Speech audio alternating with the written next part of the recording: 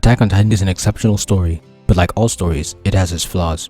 It is impossible to write a perfect story because not only is it impossible to please everyone, but to gain one thing, an author must sacrifice another. In early AOT, Hajime Isayama chooses to sacrifice his characters for the sake of the setting and plot.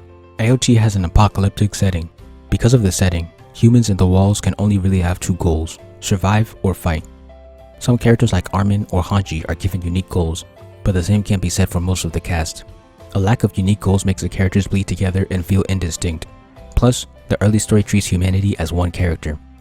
Apart from people like Eren, a Titan shifter, or Erwin, a leader, the individual uniqueness and decisions of a character don't matter that much. Little character-driven scenes are cool but aren't necessary for the progression of the plot, and could be removed without making much of a difference. All characters without special roles could be cardboard cutouts or have no personality, and the early story would mostly work the same way. The second cause of this dilemma is the lightning-fast plot. The plot often moves so fast that it doesn't have much time to develop the characters. After starting with a short 2-chapter flashback, the plot dives right into the action-packed Battle of Tross, where the Colossal Titan attacks and starts a whole battle against Titans. Eren turns into a Titan, his humanity is questioned, and he uses this power to plug the hole in the wall. This lasts for 13 chapters.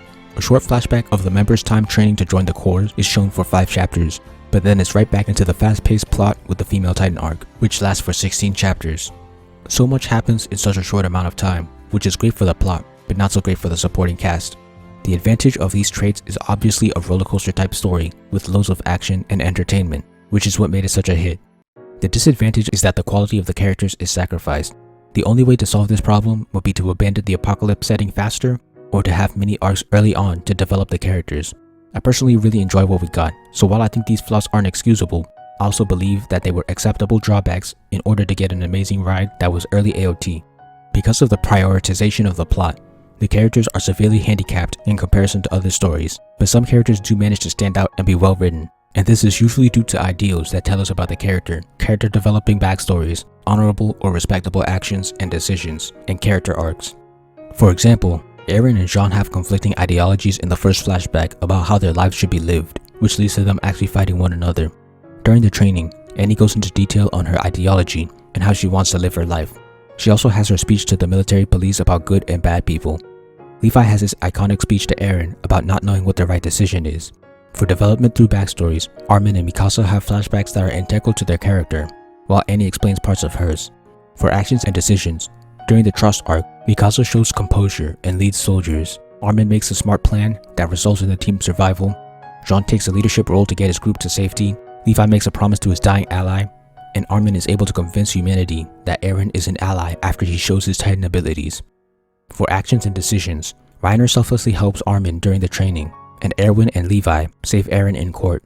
For character arcs, Jean, who was hellbent on joining the MPs, decides to join the Survey Corps instead, not wanting to see Marcos fit again.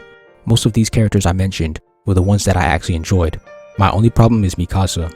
Although I dislike when a character revolves around another, hers was somewhat excusable because her backstory reveals that she owes her life to Eren and wants to protect him. My problem arises when this sense of duty starts being mixed in with romance and she tries to control his life, like when she snitches on him or breaks up his fight with John. Those don't look like actions of someone who owes their life to someone. While these characters would never measure up to those in a more freer story, they were still good for AOT, but this wasn't capitalized upon. Bland and one-note characters like Sasha, Coney, Bertold, and more could have been made more interesting by giving them the traits I mentioned, making a larger percentage of the cast enjoyable. In conclusion, Attack on Titan sacrifices the quality of its characters in order to nail the setting and plot early on in the story.